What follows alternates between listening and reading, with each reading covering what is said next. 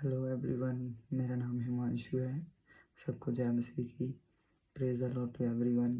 जैसा कि परमेश्वर के वचन में लिखा है कि परमेश्वर ने जगह से ऐसा प्रेम किया कि अपना इकलौता पुत्र दे दिया, ताकि जो कोई भी उस पर विश्वास करे वह नाश ना हो, अनंत जीवन पाए। और अनंत जीवन यही है कि आप उस एकमात्र सच्चे परमेश्वर को और यीशु मसीह को, जिसे उसने भेजा है, जाने। तो मैंने इस चैनल पे काफ़ी वीडियो, परमेश्वर हमसे कैसा प्यार करते हैं, क्या परमेश्वर पापियों का उद्धार करने के लिए है, परमेश्वर लोगों से क्या चाहता है, परमेश्वर का प्रेम कैसा है, परमेश्वर हमसे कैसा प्यार करते हैं, क्या परमेश्वर पापियों से प्यार करता है, इन सभी चीज़ों से रिलेटेड मैंने वीडियो अपने चैनल पे डाली हुई हैं। तो बाइबल में लिखा है कि वह अपने वचन के द्वारा छू के अपने लोगों को चंगा करता है। आज का मेरा विषय है कि इस क्रिसमस पर हम परमेश्वर के पास कैसे जाएं, क्योंकि बाइबल में लिखा है कि एक कुंवारी गर्भवती होगी और वे एक पुत्र को जनेगी, उसका नाम यीशु रखना। वह अपने लोगों को उनके पापों से उद्धार कराएगा। ठीक है, तो यीशु मसीह के पास हमें कैसे जाना चाहिए, है ना, उसी चीज़ को लेकर मैंने परमेश्वर की सहायता से और पवित्र आत्मा की अगुवाई से यह वचन जो प्रभु ने मुझे बताया आप लोगों के साथ शेयर करने के लिए। जैसा कि बाइबल में लिखा है कि मरकुस की पुस्तक और उसका पाँच अध्याय, उसकी 25 से 34 आयत, उसमें लिखा है कि एक स्त्री थी जिसको 12 वर्ष से लहू बहने का रोग था।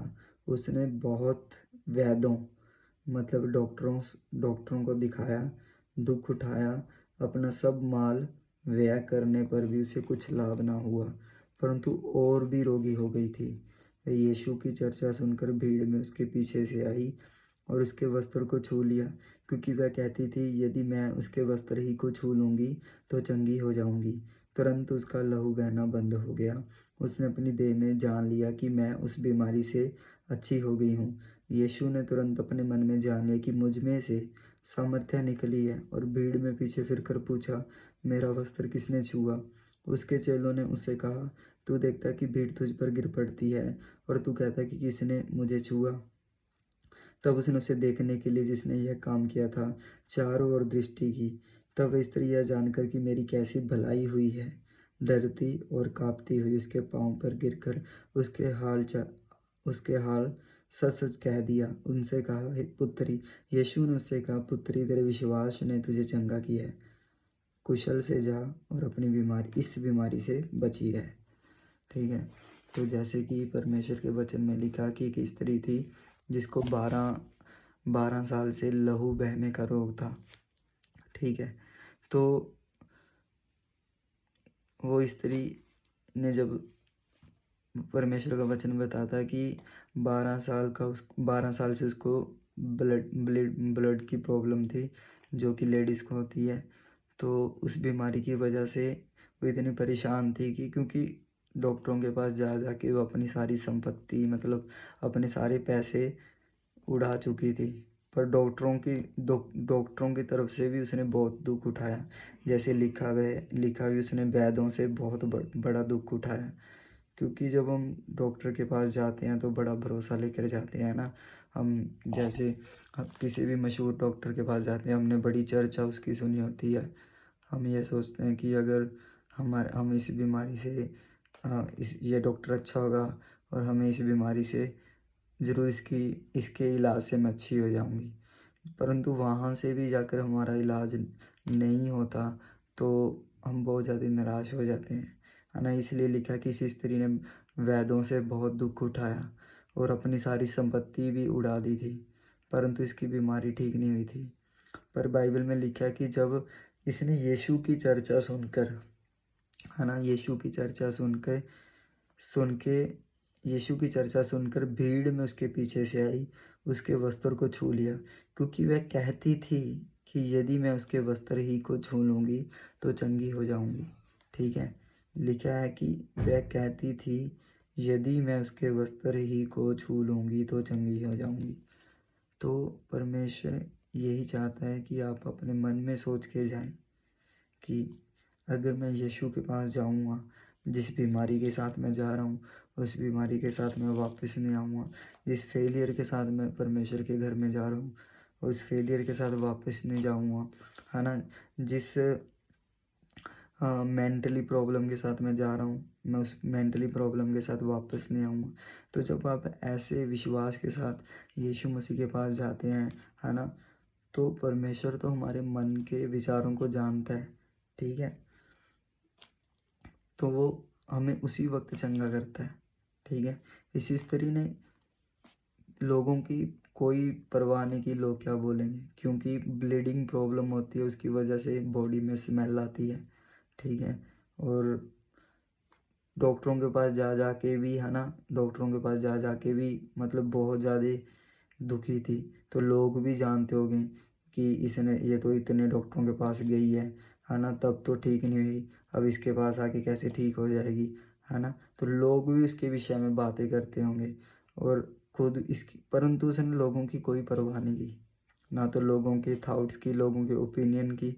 वो परमेश्वर के पास चल के गई और उसने, क्योंकि वह अपने मन में कहती थी, अपने मन में, जुबान से और मन से, मन में कहती थी कि यदि मैं यीशु के वस्त्र को ही छू लूँगी तो चंगी हो जाऊँगी, ठीक है? तो जब वो गई, भाई परमेश्वर का वचन कहता है कि 24 और 23 में लिखा है कि मरकुस 5 और 23 और 24 में लिखा है कि भीड़ उस पर गिर पड़ती थी और बहुत से बीमारी यीशु के पीछे जा रहे थे, है ना? पर उनमें से कोई चंगा नहीं हुआ, ठीक है? क्योंकि हम ना तुक्का लगाते हैं। तुक परमेश्वर के पास जाना है तो डबल माइंड होके नहीं जाना, दो रास्ते लेकर नहीं जाना है कि हाँ चर्च जा रहा हूँ, अगर ठीक हो गया तो ठीक है, नहीं तो कहीं और जाऊँगा, है ना? चर्च जा रहा हूँ, अगर कामयाब हो गया तो ठीक है, नहीं तो कहीं और देखेंगे। चर्च जा रहा हूँ, है ना? सफल हो गया तो ठीक है, नहीं तो कहीं और जाऊँगा। परमेश्वर ने बाँह पकड़ ली तो ठीक है, नहीं तो कहीं और अपनी बाँह पकड़ा दूँगा। नहीं, परमेश्वर हमारे मन के विचारों को जानते हैं, ठीक है? हम ज़्यादा परमेश्वर से ज़्यादा बुद्धिमान नहीं हैं। तो ये स्त्री यही सोच के गई थी कि परमेश्वर तू ही मेरी उम्मीद है। मैंने डॉक्टरों से बहुत दुःख उठाया, मेरे पास और कोई उम्मीद नहीं है कि मैं तेरे बाद किसी और के पास जाऊँ, ठीक है? तो बाइबल में लिखा है, जब इसने यीशु को छुआ और चंगी हो गई। और इतने बीमार यीशु के पीछे जा रहे थे, वो ठीक नहीं हुए, क्योंकि वो डबल माइंडेड थे। अपने मन में सोच रहे होंगे, अगर ये नहीं कर सका तो और किसी के पास ठीक है। लेकिन एक स्त्री जो अपने मन में सोच के, नहीं, यीशु ही मुझे चंगा कर सकते हैं, यीशु ही मुझे हील कर सकते हैं, और यीशु ने उसको चंगा किया, ठीक है? जब आप एक माइंड के साथ, एक सोच को लेकर, है ना, सही सोच को लेकर परमेश्वर के पास जाएंगे, आप कितनी भी बड़ी गरीबी में क्यों ना हो, आप कितनी भी बड़ी प्रॉब्लम में क्यों ना हो, आप कितनी भी बड़ी बीमारी में क्यों ना हो, संघर्ष में क्यों ना हो, परमेश्वर उन सब से आपको निकालेगा, ठीक है? परमेश्वर का वचन कहता है, जो मरकुस में लिखा है परमेश्वर के वचन में, ठीक है? परमेश्वर का वचन कहता है कि